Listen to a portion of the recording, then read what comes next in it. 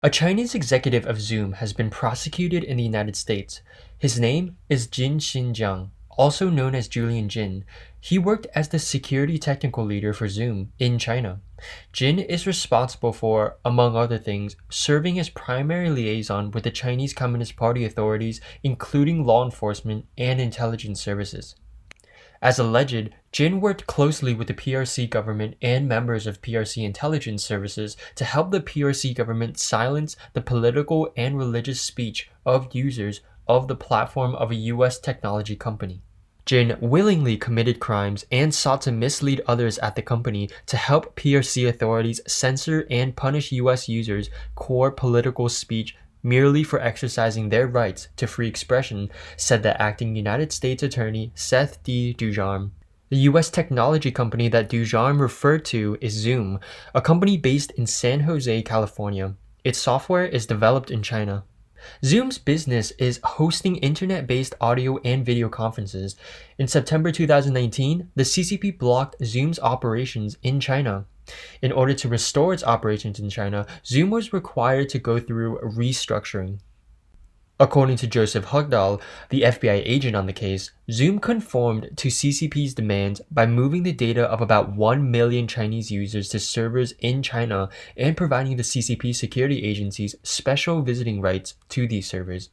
It also agreed to monitor any information deemed unacceptable by the CCP. As a result, Zoom's operations in China resumed in November 2019. The complaint disclosed by the U.S. Department of Justice alleged that Jin participated in a scheme to disrupt 4 or more Zoom meetings in May and June 2020, held to commemorate the June 4, 1989 Tiananmen Square massacre.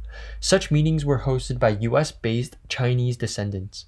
An announcement from the Department of Justice on December 18th said that Jin's co-conspirators created fake email and Zoom accounts in the names of others, including PRC political descendants, to fabricate evidence implying that the hosts and participants of the meetings commemorating the Tiananmen Square massacre are affiliated with terrorist organizations, inciting violence, or distributing child pornography.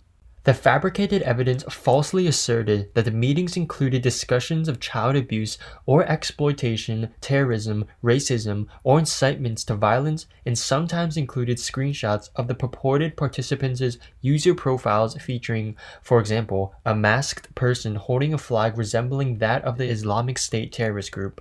Jin used the complaints as evidence to persuade Zoom executives based in the United States to terminate meetings and suspend or terminate the user accounts of the meeting hosts. Zoom issued a statement on December 18th that they fell short and said that going forward, Zoom will not allow requests from the Chinese government to impact anyone outside of mainland China. The company said that Jin was fired for violating its policies. According to the complaint, the CCP has tightened its information control during the pandemic as Zoom's user base expanded rapidly. On behalf of the CCP, Jin asked for 1-minute processing requirements. The CCP wanted Zoom to develop the capability of locking down any users and terminating any illegal meetings within a minute. The requirements would cover users outside of China as well. Humanitarian China is a human rights organization headquartered in America. Its founder, Zhao Fengzhu, was one of the users blocked by Zoom during the May and June events. Zoom stated on December 18th that their accounts have been restated. Zhao told the Epoch Times that the lawsuit was the first step to uphold justice. It would serve as a warning to other U.S. technological companies who might also compromise its service standards for business gains. He added, Jin Xinjiang acted under the directions of the CCP intelligence officials. This also means that when the US companies do business in China, the partnership would not be a purely commercial one. The US companies are directly collaborating with the communist regime.